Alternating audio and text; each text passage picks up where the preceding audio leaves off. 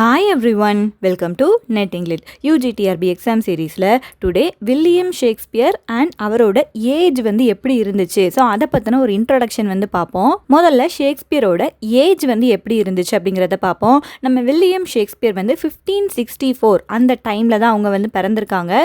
அந்த டைமில் இங்கிலாண்டை ரூல் பண்ணது queen Elizabeth the one. And இந்த ஏஜை எலிசபெத்தன் ஏஜ் அப்படின்னு நம்ம வந்து மென்ஷன் பண்ணலாம். அந்த ஏஜோட டைம் ஃப்ரேம் பார்த்தோம் அப்படின்னா 1558லேருந்து 1603 வரைக்கும் குயின் எலிசபெத் த ஒன் வந்து ரூல் பண்ணியிருக்காங்க. இந்த டைம் பார்த்தோம் அப்படின்னா ரொம்ப ஒரு பீஸ்ஃபுல்லான டைமாக இருந்திருக்கு. இங்கிலாந்து வந்து ரொம்ப ப்ரௌடாக வந்து ஃபீல் பண்ணக்கூடிய நிறைய விஷயங்கள் நடந்திருக்கு. ஆர்ட்டுக்கும் வந்து ரொம்ப இம்பார்ட்டன்ஸ் வந்து கொடுத்துருக்காங்க. அண்ட் ரிலீஜியன் இதில் பார்த்தோம் அப்படின்னா இங்கிலாந்து வந்து இப்போ ஒரு ஸ்ட்ராங்கான ஒரு ப்ராட்டஸ்டன்ட் நேஷனாக வந்து மாறிடுச்சு.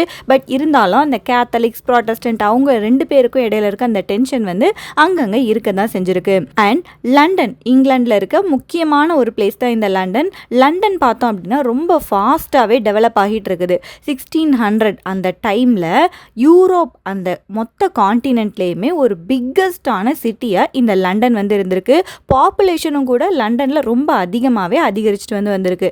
இந்த பீப்புள் இந்த லண்டனில் இருக்காங்கல்ல அண்ட் ஆல்சோ இங்கிலீஷ் பீப்புள் எல்லாருமே வந்து என்டர்டெயின்மெண்ட்டாக அந்த டைம் ரொம்ப வந்து லவ் பண்ணியிருக்காங்க. என்டர்டெயின்மெண்ட் அப்படிங்கும்போது தியேட்டருக்கு போகிறது அவங்களுக்கு ஒரு ரொம்ப பிடிச்ச ஒரு பாஸ் டைமாக வந்து இருந்திருக்கு. அதனால தியேட்டர்ஸ் எல்லாம் பாப்புலராக மாறுது. ஃபர்ஸ்ட் பிக்கான ஒரு தியேட்டரை வந்து 1576 அவங்க வந்து கட்டி முடிக்கிறாங்க. அந்த தியேட்டரோட நேம் வந்து த தியேட்டர்னு தான் இருக்குது. 1576 ஃபர்ஸ்ட் தியேட்டர் வந்து ஓப்பன் பண்ணியிருக்காங்க. And later Rose, Globe, Blackfriars இப்படி நிறைய தியேட்டர்ஸும் கூட ஓப்பன் பண்ணியிருக்காங்க. அந்த லண்டன் பீப்புள் வந்து என்டர்டெயின்மெண்ட் மேலே ரொம்ப ஆர்வமாக இருந்ததுனால தியேட்டர் வந்து நிறையவே எமர்ஜ் வந்து ஆகியிருக்கு இந்த டைமில். அண்ட் இன்னொரு முக்கியமான இன்சிடென்ட் பார்த்தோம் அப்படின்னா 1588 நம்ம இங்கிலீஷ் ஆர்மி வந்து ஸ்பானிஷ் ஆர்மடாவை வந்து டிஃபீட் வந்து பண்ணுறாங்க. ஸ்பானிஷ் ஆர்மடா அப்படின்னா ஃப்ளீட் ஆஃப் வார்ஷிப்ஸ். நிறைய வார்ஷிப் எல்லாம் சேர்ந்து, முக்கியமாக ஸ்பெயினில் இருக்க வார்ஷிப் எல்லாம் சேர்ந்து இங்கிலாண்டை வந்து அட்டாக் பண்ணுறதுக்கு வந்து வராங்க. இங்கிலாந்து வந்து அவங்கள டிஃபீட் வந்து பண்ணிடுறாங்க. நம்ம இங்கிலீஷ் நேவி இருக்குல்ல அது எல்லாமே சேர்ந்து அந்த ஸ்பெயினோட பவர்ஃபுல்லான அந்த ஃப்ளீட் ஆஃப் வார்ஷிப்ஸை வந்து அட்டாக் வந்து பண்ணி அதில் வந்து வின் பண்ணிடுறாங்க. அவங்க இங்கிலாண்டை இன்வைட் பண்ணுறதுக்காக வந்திருக்காங்க, அதை வந்து ஸ்டாப் பண்ணிடுறாங்க.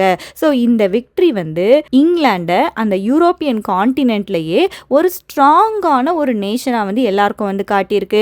இங்கிலாண்டில் இருக்க எல்லாருமே ரொம்ப ப்ரௌடாக வந்து ஃபீல் பண்ணியிருக்காங்க. நம்ம ஷேக்ஸ்பியரும் கூட அவரோட அந்த ப்ரௌடான ஃபீலிங்கை ஹென்ரி த 5 அந்த மாதிரி பிளேஸில் வந்து போர்ட்ரே வந்து பண்ணியிருக்காங்களாம். இந்த ஸ்பானிஷ் ஆர்மடா அந்த டிஃபீட் பற்றின விஷயங்களை போர்ட்ரே வந்து பண்ணியிருக்காரு. லைஃப் வந்து எப்போவுமே ஈஸியாக வந்து இருக்காது. இப்போ தான் இவங்க வந்து ஸ்பானிஷ் ஆர்மடா வந்து டிஃபீட் வந்து பண்ணியிருக்காங்க. பட் அடுத்து என்ன ஒரு பெரிய விஷயம் நடக்குது அப்படின்னா 1592 ஒரு கிரேட்டான பிளேக் அந்த டிசீஸ் வந்து ஸ்ப்ரெட் ஆகுது. பிளேக் அப்படிங்கிறது எலிகள் மூலமாக ஸ்ப்ரெட் ஆகக்கூடிய ஒரு டிசீஸ். அந்த டிசீஸ் வந்து ரொம்ப பயங்கரமாக இருக்கிறதுனால நிறைய தியேட்டர்ஸ் எல்லாத்தையுமே வந்து க்ளோஸ் வந்து பண்ணிடுறாங்க. நிறைய மக்களும் கூட இறந்து வந்து போகிறாங்க. அண்ட் இந்த டைமில் தியேட்டர்ஸ் வந்து க்ளோஸ் ஆகினதுனால வில்லியம் ஷேக்ஸ்பியர் பார்த்தோம் அப்படின்னா அவரோட கிரேட்டான போயம்ஸ் எல்லாம் கம்போஸ் பண்ணியிருக்காராம். அதில் 2 இம்பார்ட்டண்ட்டான போயம் தான் என்ன அப்படின்னா இந்த Venus and Adonis, the rape of Lucrece. இதை ரெண்டையும் வந்து இவரோட 2 லாங் நரேட்டிவ் போயம்ஸ்னு சொல்லுவாங்க.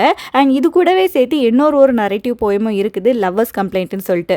பட் இந்த டைமில் பார்த்தோம் அப்படின்னா அவர் இந்த Venus and Adonis, the rape of Lucrece இந்த வாக்ஸ் எல்லாம் வந்து கம்போஸ் வந்து பண்ணியிருக்காங்க தியேட்டரை க்ளோஸ் பண்ண டைமில். 1594 அந்த டைம் ஃப்ரேமில் வில்லியம் ஷேக்ஸ்பியர் வந்து ஒரு தியேட்டர் கம்பெனி கூட அகைன் வந்து ஜாயின் ஆகுறாங்க. அந்த தியேட்டர் கம்பெனியோட நேம் வந்து லார்ட் சாம்பர்லைன்ஸ் மென். அந்த லார்ட் சாம்பர்லைன்ஸ் மென்ல பார்த்தோம் அப்படின்னா இவர் ஒரு ரைட்டராக இருக்காரு, ஆக்டராக இருக்காரு, அந்த குரூப் இருக்குல்ல அதோட ஒரு பார்ட் ஓனராகவும் கூட இருக்கிறாங்க. அண்ட் இவரோட கம்பெனி இந்த லார்ட் சாம்பர்லைன்ஸ் மென் வந்து 1599 சேர்ந்து ஒரு தியேட்டரையை வந்து பில்ட் பண்ணுறாங்க. அந்த தியேட்டரோட நேம் வந்து குளோப் தியேட்டராக இருக்குது. நம்ம வில்லியம் ஷேக்ஸ்பியரோட ரொம்ப ஃபேமஸான பிளேஸ் எல்லாமே இந்த குளோப் தியேட்டரில் தான் பெர்ஃபார்மன்ஸ் வந்து பண்ணியிருக்காங்களாம்.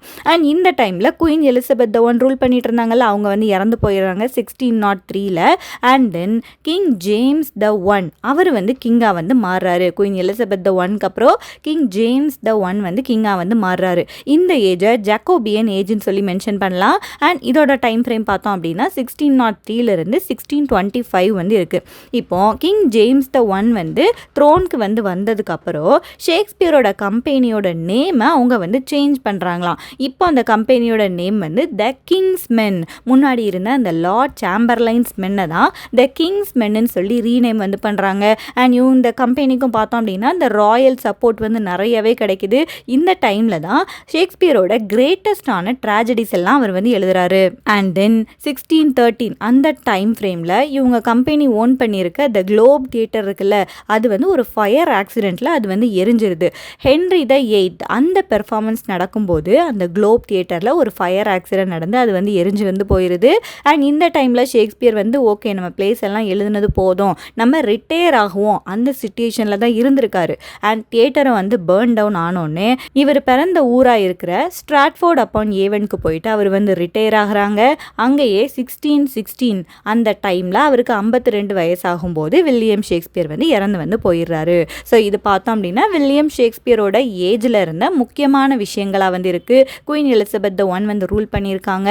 இங்கிலாந்து ஒரு ப்ராட்டஸ்டன்ட் நேஷனாக மேக்ஸிமம் வந்து மாறிடுச்சு.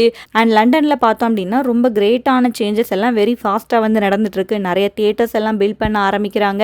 ஸ்பானிஷ் அர்மடாவை டிஃபீட் பண்ணுறாங்க. அண்ட் தென் பிளேக் டிசீஸ் வந்துச்சு, அதையும் பார்த்தோம். குயின் எலிசபெத் த ஒன்க்கு அப்புறம் கிங் ஜேம்ஸ் த ஒன் வந்து கிங்காக வராங்க. அந்த டைமில் ஷேக்ஸ்பியரோட லார்ட் சாம்பர்லைன்ஸ் மென்னை வந்து த கிங்ஸ் மென்னு சொல்லி நேம் வந்து மாற்றுறாங்க. அண்ட் இந்த ஜேம்ஸ் த ஒன்னோட பீரியடில் தான் இவரோட கிரேட்டஸ்டான ட்ராஜடிஸ் எல்லாம் எழுதுறாருன்னு சொல்லி பார்த்தோம். அண்ட் கடைசியாக அவரோட நேட்டிவ் பிளேஸில் போயிட்டு அவர் வந்து ரிட்டையர் ஆகுறாரு அப்படின்னு சொல்லி பார்த்தோம். ஏன்னா நம்ம வில்லியம் ஷேக்ஸ்பியரோட பயோகிராஃபி வந்து பார்ப்போம். வில்லியம் ஷேக்ஸ்பியர் இவர் வந்து ஸ்ட்ராட்ஃபோர்ட் அப்பான் ஏவன், இது வந்து வார்விக்ஷயர் அந்த பிளேஸில் வந்து இருக்குது. 23 ஏப்ரல் 1564 வந்து பிறக்கிறாங்க. இவங்களுக்கு 18 வயசாக இருக்கும் போதே ஆன் ஹத்தாவே அப்படிங்கிற ஒரு விமனை வந்து மேரேஜ் பண்ணிக்கிறாங்க. இவங்களுக்கு 3 குழந்தைங்க இருக்காங்க. Susanna and twins Hamnet and Judith வந்து இருக்காங்க. அண்ட் இவர் 1585 1592 அந்த டைமில் இவர் வந்து லண்டனுக்கு வந்து போயிடுறாரு. இவரோட ஊரை விட்டுட்டு லண்டனுக்கு வந்து போயிடுறாரு. லண்டனில் ஒரு ஆக்டர், ரைட்டர் அண்ட் அந்த குரூப்போட பார்ட் ஓனராக கூட இருந்தாருன்னு சொல்லி பார்த்தோம். இவங்களோட அந்த கம்பெனி, அந்த தியேட்டர் கம்பெனியோட நேம் வந்து இந்த லார்ட் சாம்பர்லைன்ஸ் மென்னு சொல்லி பார்த்தோம். அண்ட் அதுக்கப்புறம் King James the 6th of Scotland வந்து King James the one of இங்கிலாண்டாக வந்து மாறுவார். குயின் எலிசபெத் வந்து இறந்து போனதுக்கப்புறம் அதுக்கப்புறம் இவங்களோட தியேட்டர் கம்பெனியோட நேமை கிங்ஸ் மென்னு சொல்லி மாற்றுவாங்கன்னு சொல்லி பார்த்தோம். அண்ட் இவர் 1613 அந்த டைமில் அகெயின் இவருக்கு அப்போ 49 வயசு வந்து ஆகுது. மறுபடி ஸ்ட்ராட்ஃபோர்டுக்கு போயிட்டு ரிட்டையர் ஆகிட்டாருன்னு பார்த்தோம். அங்கே வந்து 3 வருஷம் வந்து வாழ்றாரு. அதுக்கப்புறம் 1616 நம்ம ஷேக்ஸ்பியர் வந்து இறந்து வந்து போயிடுறாரு. இங்கிலீஷ் லாங்குவேஜ்லேயே பார்த்தோம் அப்படின்னா நம்ம வில்லியம் ஷேக்ஸ்பியரை தான் கிரேட்டஸ்டான ரைட்டர்னு சொல்கிறாங்க. அண்ட் மொத்த வேர்ல்டோடையே ஃபைன் ட்ராமாட்டிஸ்டில் வந்து வில்லியம் ஷேக்ஸ்பியர் வந்து ரொம்ப இம்பார்ட்டண்ட்டான ஒரு பர்சனாக வந்து இருந்திருக்காங்க. அண்ட் இவரை இங்கிலாண்டோட நேஷனல் போய்ட்டுன்னு சொல்கிறாங்க. அண்ட் பார்ட் ஆஃப் ஏவன், இவர் பிறந்த ஒரு ஸ்ட்ராட்ஃபோர்ட் அப்பான் ஏவன் தானே, அதனால் இவரை பார்ட் ஆஃப் ஏவன்னு சொல்லியிருக்காங்க. இவரோட ஒர்க்ஸ் பார்த்தோம் அப்படின்னா இதில் சம் கன்ஃபியூஷன்ஸ் எல்லாமே இருக்குது. நம்ம புக்கு படி பார்த்தோம் அப்படின்னா அவர் வந்து 37 plays 154 sonnets and 2 long narrative poems வந்து எழுதியிருக்காங்க. But at the same time இவங்க சம் பிளேஸ் வந்து கொலாபரேஷனில் எழுதியிருக்காங்க, சம் பிளேஸ் வந்து மிஸ் ஆகியிருக்கு. ஸோ அதனால் 37 ஒரு 39 பிளேஸ்க்குள்ளே இவர் வந்து எழுதியிருக்காங்கன்னு சொல்லி சொல்கிறாங்க. பட் கன்ஃபார்மாக பார்த்தோம் அப்படின்னா 37 பிளேஸ் வந்து எழுதியிருக்காங்க.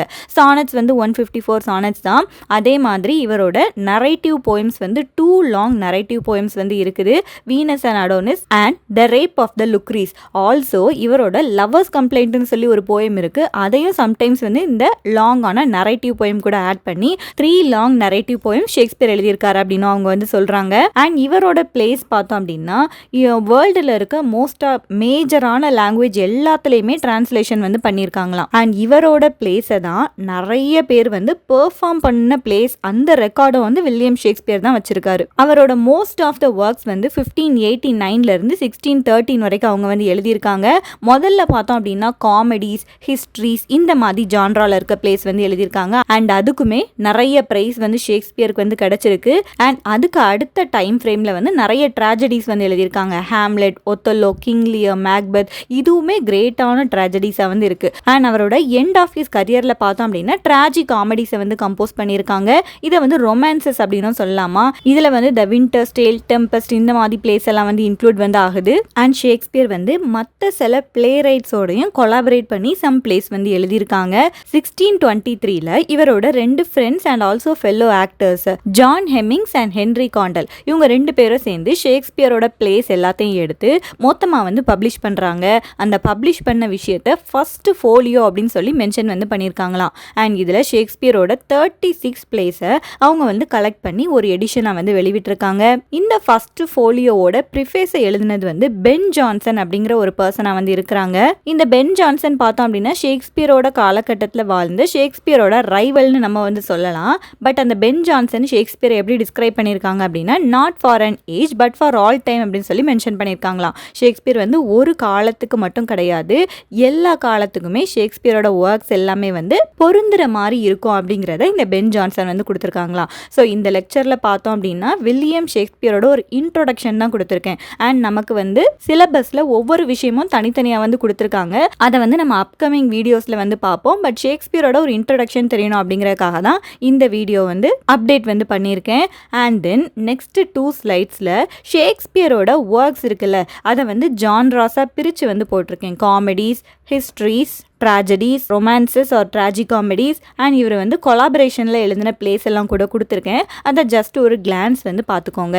அண்ட் இனி அப்கமிங் லெக்சர்ஸில் இந்த ஷேக்ஸ்பியரோட டீட்டெயில்டான நம்ம கொடுத்துருக்க ப்ரிஸ்கிரைப் பண்ணியிருக்க சிலபஸை வந்து பார்ப்போம். And that's it for this lecture. We will meet in the next lecture. Till then, happy learning.